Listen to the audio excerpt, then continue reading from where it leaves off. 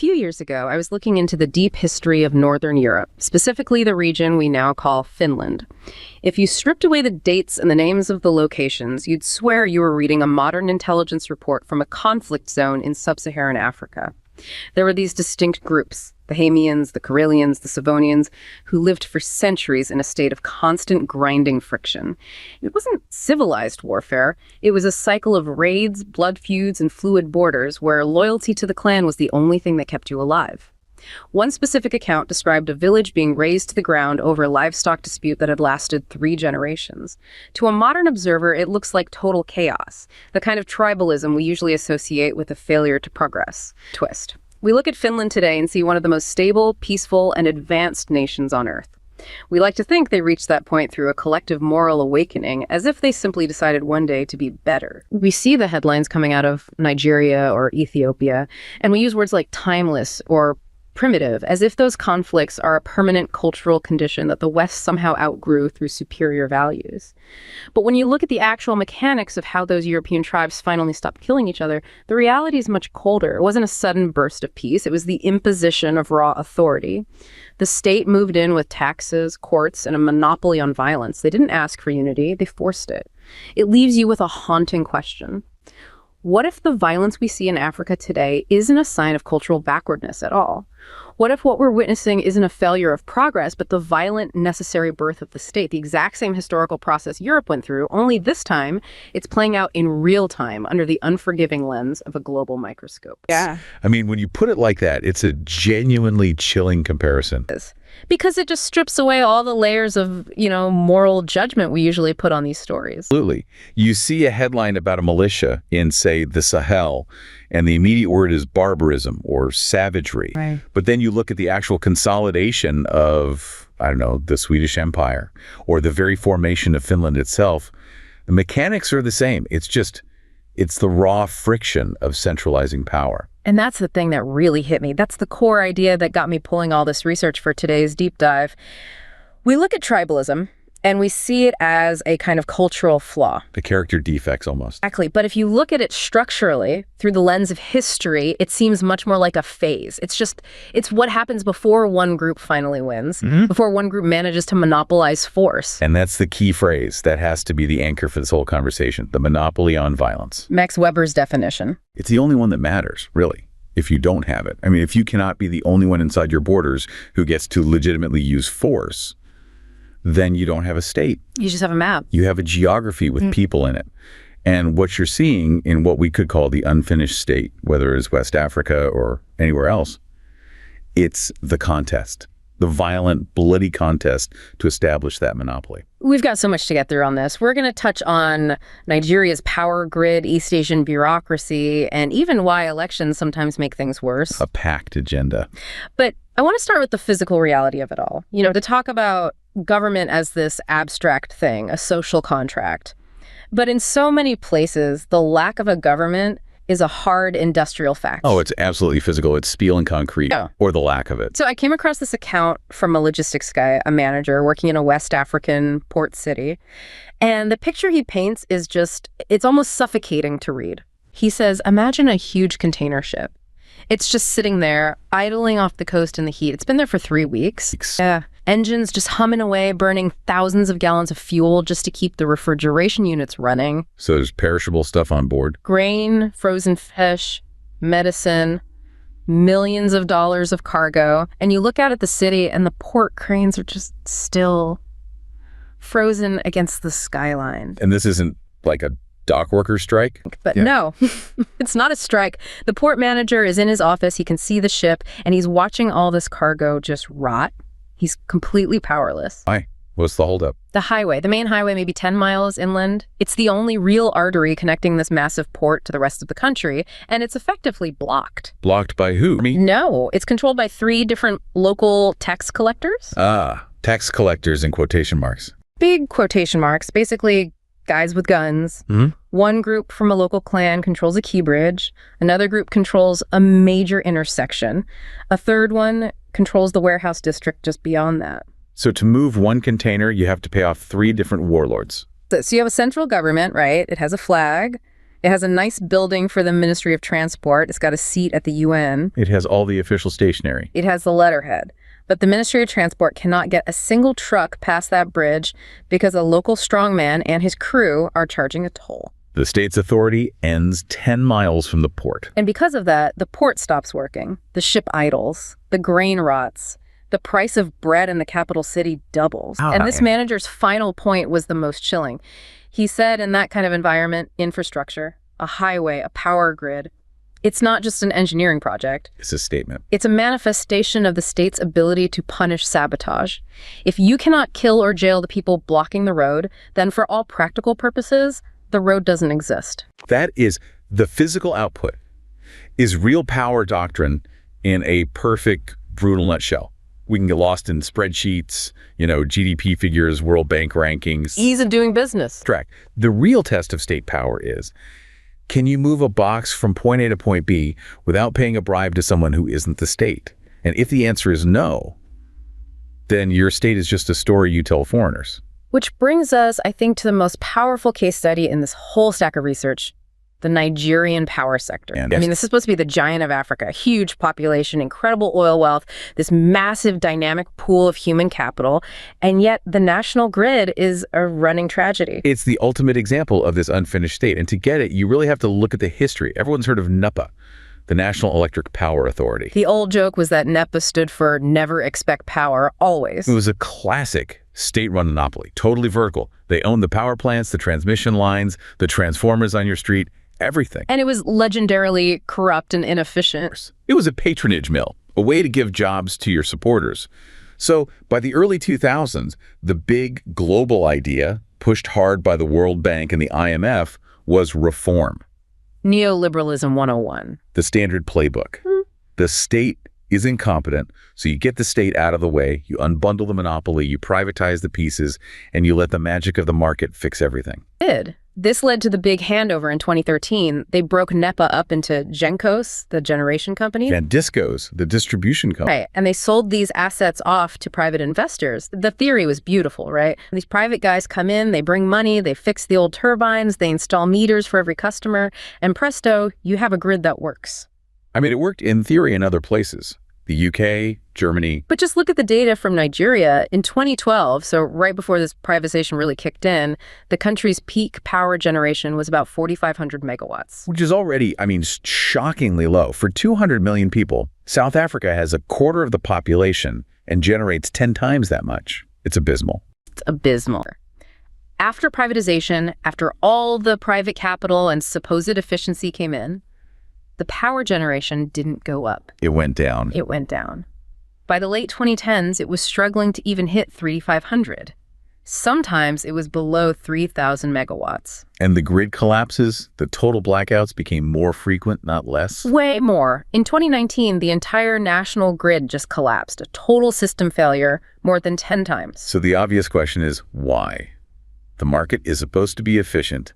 What went wrong? They applied a market solution to what was actually a sovereignty problem. Okay, so let's get a little technical. Why does a grid collapse? Usually it's a frequency issue. The grid has to run at a stable 50 hertz. If demand for power is way higher than the supply, the frequency starts to drop. Right. If it drops too low, the turbines at the power plants automatically shut down to protect themselves from damage. One trips, then another, and then you get a cascade failure. The whole system goes black. So the root cause is supply not meeting demand. Why does the supply suddenly drop? Well, the power plants are mostly gas-fired. The supply drops because they stop getting natural gas. And why do they stop getting gas? Either because the gas pipelines get vandalized or blown up. That is a security problem. Or because the generation companies, the Gencos, haven't paid their bills to the gas suppliers. Okay, a commercial problem. So why aren't the Gencos paying? Because the distribution companies, the Discos, haven't paid them. Let me guess. Why haven't the Discos paid the Gencos? Because the Discos can't collect money from the actual customers. They're private companies, but they're operating in areas where the state has no real authority. You have huge neighborhoods where nobody pays for electricity. It's just not a thing. People run illegal lines. They tap the main grid. They call it energy theft. So what happens when the private company tries to stop it? The disco sends a guy out to disconnect the illegal wires, and the technician gets threatened or beaten up or worse. So they call the police. They call the police, but the police won't go into that neighborhood. Or they're outgunned by the local youths. Or they want a bribe that's more than the power is worth. So the entire model is predicated on a functioning state that can enforce contracts and protect property. The private company is expected to enforce the law in a place where the actual government can't. The whole privatization theory just assumed the state existed in a meaningful way, that there were police and courts and rule of law. But there wasn't. So the discos couldn't get revenue. Without revenue, they couldn't invest in new equipment or pay the power generators. The whole system just started to eat itself. This connects directly to some of the theory we were looking at from scholars like Claude Ake. His argument is that we fundamentally misunderstand the purpose of the post-colonial state in many of these contexts. Right. Ake's analysis is it's brutal. He argues that the colonial state was never built to provide services to the population. Not its job. Its job was extraction. It was an apparatus designed to get rubber or oil or diamonds out of the ground and onto a ship to Europe. And when independence came, the new local elite, they didn't tear down that machine and build a new one. They just took the driver's seat. They took the keys, they kept it as an extraction machine, but now the wealth flows to them instead of to London or Brussels. Ike calls it a tool for primitive accumulation. Yes. The goal of politics isn't public service. The goal is to capture the state so you can control the resources. You loot it. And in that context, the chaos in the power sector, it isn't an accident. It's a feature of the system. So for the powerful people, the unbundling wasn't a failure at all. For the politically connected elites who bought those power plants and distribution assets, often with government-backed loans that they never paid back, it was a spectacular success. They got the assets, they could strip them for parts, or just use their ownership to demand huge government subsidies to keep the lights on. So when the World Bank reports talk about institutional impediments, that's just polite code for the ruling class is making a fortune from the dysfunction. And in the middle of all this, the real economy, the actual people, they find a workaround. They have to. You can't ignore the informal sector. In Nigeria, the estimates are that it's something like 65% of the entire GDP. We're talking about the welders, the tailors, the barber shops, the people making and selling ice blocks on the street. The people who actually build and run the country day to day. They've completely given up on the state grid. They've opted out. And they rely on generators. There's a stat I saw that suggests the total generating capacity of all the small private petrol and diesel generators in Nigeria is 4 or 5 times the capacity of the entire national grid. Incredible. And it's incredibly expensive power. The cost per kilowatt hour from one of those little I better pass my neighbor generators is just astronomical compared to grid power. It absolutely guts their profits. We saw some of those quotes in the research. One welder who said the high cost of fuel has robbed my family of befitting housing. Another person said their decreased output meant their family had to rely on a roadside chemist stall instead of a proper clinic. It has these massive real-world consequences. But here's the darkest part of the irony. That welder, he can't rely on the state utility company. It's a joke. But he can rely on the guy who imports the fuel. He can rely on the black market depot down the street to have diesel. Because that supply chain works. It works perfectly. The so-called fuel mafia. Yeah. The cartels that import and distribute petrol, they have their own logistics, they have their own security, they enforce their own contracts. In their specific area, they have a monopoly on violence. So for that welder, who is the real state? Is it the government that sends a bill for power that never arrives? Or is it the fuel cartel that actually delivers the product that lets him feed his family? The physical output is the real power. It's a brutal verdict. Yes. The state has abdicated its legitimacy and someone else has picked it up. It's such a sobering way to look at infrastructure. But of course, infrastructure doesn't just appear. It needs to be planned, built, maintained. It needs a bureaucracy. Right. And this is where the comparison between the African experience and the East Asian one becomes so stark and, frankly, so uncomfortable. We love to talk about the Asian miracle, but we don't like talking about the sheer brutality required to make it happen. Or the level of cultural destruction it took. I want to share this other narrative that really gets to the heart of that friction. It's the story of a civil servant, a director, let's call him, in a newly independent African country. Okay. He's the best and brightest, educated abroad, maybe at Oxford or the Sorbonne. He comes home full of Max Weber and ideas about rational bureaucracy. He wants to build the Singaporean model. Meritocratic promotions, long-term state planning, insulating the civil service from politics. playbook. The Lee Kuan Yew playbook, exactly. But the moment he actually sits down in his big new office, the reality of his own society comes crashing through the door. So he tries to do the right thing. He identifies a brilliant junior officer for a promotion. This person is a genius with statistics, but they happen to be from a minority ethnic group. A purely merit-based decision. On paper. But his office is immediately flooded with visitors. His uncles, the elders from his village, powerful people from his clan, and they aren't there to ask for a favor. They're there to demand what they see as their right.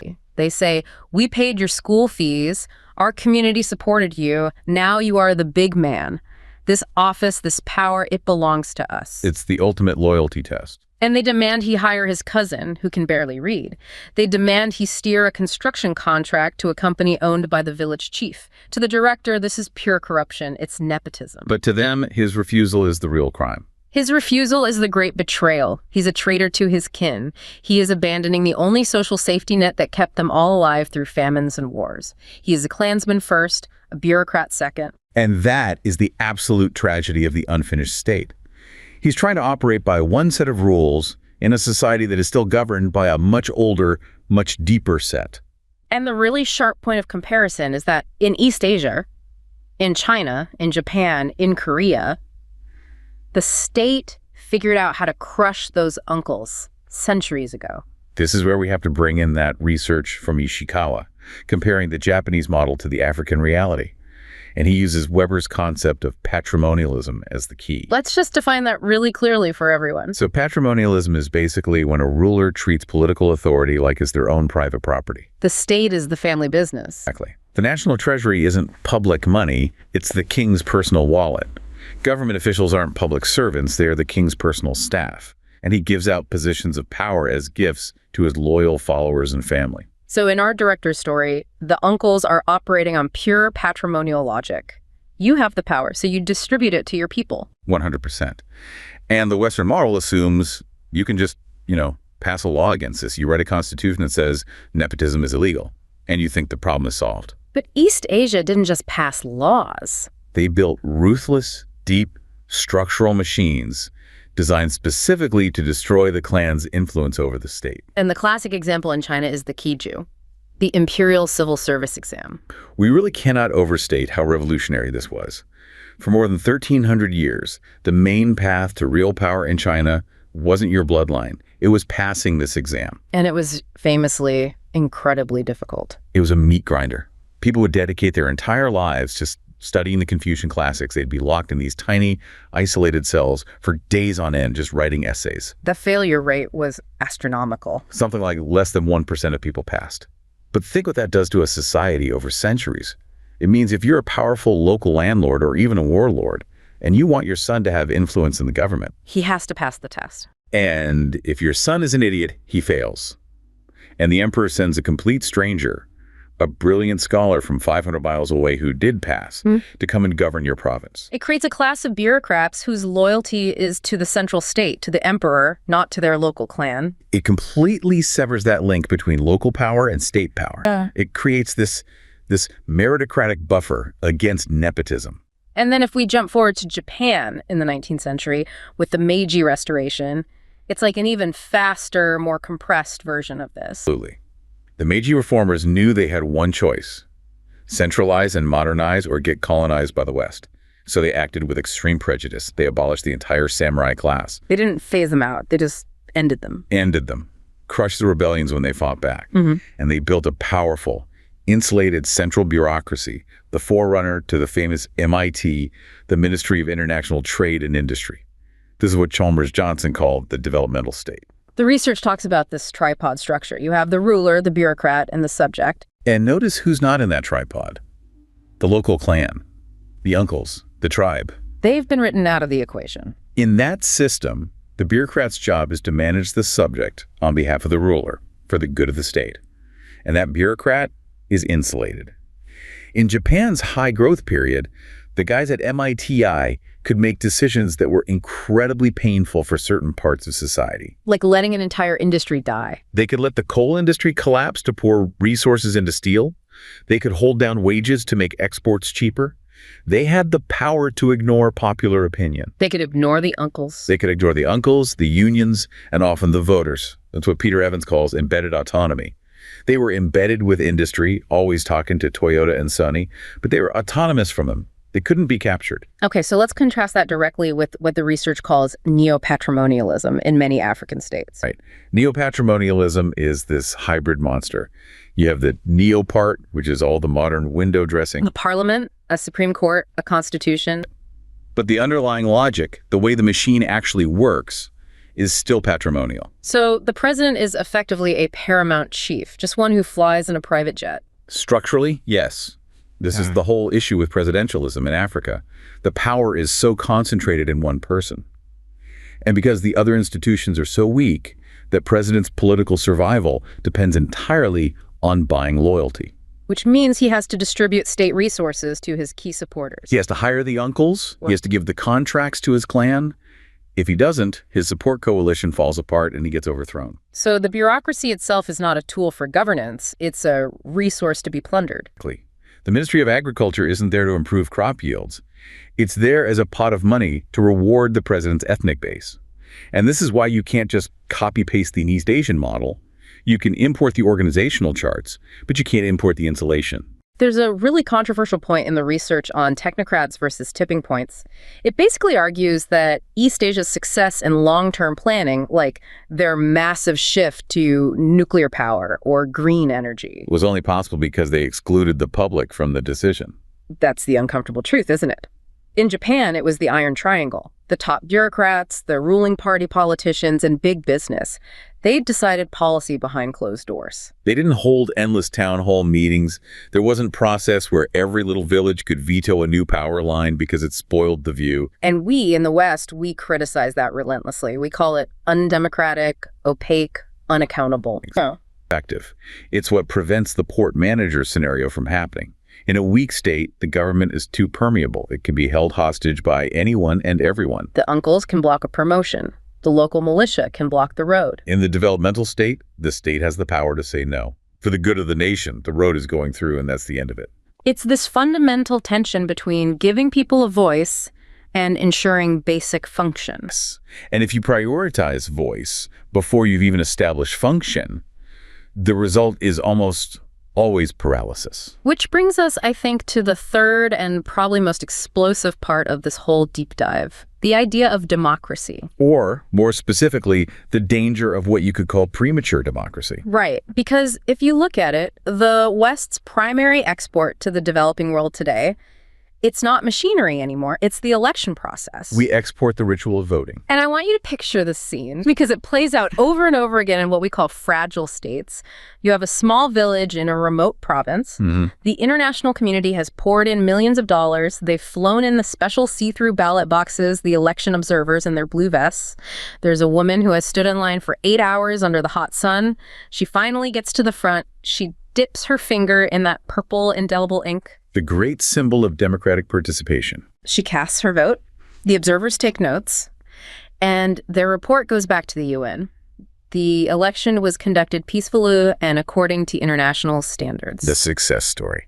But the next morning, the local militia, loyal to the candidate who lost in that district, rolls into the village. No. They know exactly how the village voted. And as punishment, they burn down the school. They loot the marketplace. And that woman, with the purple stain still on her finger, is now a target. The central government is hundreds of miles away. There are no soldiers coming to help. So for the observer in the capital, the election was a procedural success. But for the woman who actually voted, it was an absolute catastrophe. And it's a betrayal. We asked her to participate in a ritual of a state that doesn't actually exist in her village. We focus so much on the process, the ink, the ballot, the count, and we forget the first, most basic job of any leader. Which is to make sure they're the only one with guns. Yep. That sounds so authoritarian when you say it out loud, but in the brutal logic of state building, it's the absolute prerequisite. You can't have a loyal opposition if the opposition has its own armed wing. And this gets to that core conflict of visions we saw in the research between the Western consensus, let's call it the ODI model. The Overseas Development Institute, yeah. And the Japanese or East Asian approach. Sure. It's a fundamental disagreement about sequencing. Okay, so lay out the British ODI model first. Their argument is Democracy causes development. Right. You hold multi-party elections. This creates competition. Competition creates accountability. If a leader is corrupt or incompetent, you can vote them out. And that pressure leads to better governance and better economic outcomes. It's the virtuous circle theory. Exactly. Yeah. But the Japanese model, which is based on their own history and that of South Korea, Taiwan, it says you've got it completely backward. They say development causes democracy. Or more precisely, a strong, effective state causes development. That development creates a stable middle class. And it's that middle class that eventually has the security and education to then demand real sustainable democracy. And Ishikawa's point is that if you introduce this intense winner-take-all political competition into a state that doesn't have a monopoly on force, a low-control state, you don't get accountability. You get civil war, or at the very least, you get extreme fragmentation. Think about it from the perspective of that woman in the village again. If the government can't protect her family, can't guarantee her safety, how does she vote? Not based on the candidate's 5-point plan for healthcare reform. She votes for the local warlord who promises his militia won't burn her farm. Or she votes for the big man from her own ethnic group who promises that if he wins, all the government jobs and money will flow to her tribe. The election just becomes an ethnic census with very high stakes. It's not a contest of ideas, it's a head count to see which tribe is bigger. It doesn't resolve conflict. It just clarifies the battle lines for the next round of violence. This is what that DeVal report called the liberal peace fallacy. The fallacy being the assumption that because established democracies are generally peaceful, the process of becoming a democracy must also be peaceful. When in fact, all the historical data shows that the transition period from autocracy to democracy is the single most violent and unstable phase a country can go through. Look at the Balkans after the fall of Yugoslavia. Look at the Congo. And the research even points to Ghana, which is often held up as the star pupil of African democracy. Even there, the analysis calls it a flawed transition. Because while the violence is much lower, thank God, the underlying logic is still clientelism. The political parties are basically just patronage machines for different groups. Right. Winning the election means you get control of the state apparatus to reward your supporters. So it's not a transformation of the state's purpose, it's just a system of rotating looting. Yeah. And this ties all the way back to economic policy. You mentioned Alice Amsden's work on South Korea before. Her famous phrase, getting prices wrong. The Western democracy package that we export always comes bundled with free market economics. But South Korea did not develop using free markets. The South Korean state deliberately and systematically got prices wrong. They gave subsidized loans to companies and industries they wanted to build, like steel and shipbuilding. They manipulated the currency. They suppressed unions. But to do that, to be able to tell a huge company like Hyundai, you will export this many cars, even if it's more profitable to sell them at home, that requires immense state power. It requires the power to discipline capital. In South Korea, if a company took the government's cheap loans but failed to meet its export targets, the government would crush them. They'd cut off their credit. They'd jail the CEO. And in a weak African state, if that government tries to give a subsidy, the politically connected crony takes the subsidy money meant to boost local rice farming, uses it to import cheap rice from Thailand, falsifies the paperwork, and pockets a massive profit. And the state is too weak to punish him because he's a powerful uncle who helped get the president elected. So the great paradox is that by pushing for democracy and free markets too early, we're actually stripping these states of the very tools of state control and discipline that were used by every single country that successfully developed. We are, in effect, asking them to run a marathon before we've allowed them to learn how to crawl. And then we stand back, see the chaos, and say, the problem is they just need more democracy. When the history of Europe and America and Asia tells us they need something much darker first, they need order. Imposed order. Let's try and pull the threads of this together then. We've gone from a ship stuck at sea to the examination cells of Imperial China, all the way to a burned-out school next to a polling station. It's been a heavy journey. The common denominator in all of it is that one concept, the monopoly on violence. The kind of chaos we read about in pre-state Finland, the raids and the blood feuds. That wasn't some kind of moral failing. It wasn't a cultural defect of the Finnish people. It was the physics of state building. It was the sound of the tectonic plates of the tribe and the state grinding against one another. And Europe got through it with centuries of unimaginable brutality. They didn't hold a referendum to create France. They killed their way to it. And East Asia got through it with a different kind of coercion, a cold, bureaucratic coercion that systematically crushed the authority of the clan in favor of the nation. They built a machine that had the power to say no. And because they did that ugly necessary work first, today they have ports that function. They have grids that stay on. And now, decades later, they have democracies that are stable because the state itself is strong enough to withstand political competition. Which leaves us with this really haunting implication. That peace, the kind of peace we take for granted, isn't the natural default state of human affairs. Not even close. It's an artificial product. It's engineered. It is the end result of authority. And we, in the West, keep trying to export the beautiful fruits of a strong state democracy, human rights, free markets, to places that haven't yet been allowed to plant the gnarled, ugly roots. And the deepest root of all is that monopoly on force. Without it, all the fruit just withers on the vine. You know, we look back at history and we're taught to see the dictator, the absolute monarch, or the cold-hearted technocrat as the villain of the story. But when you look at this timeline of state formation, you have to wonder if maybe they aren't the villains at all.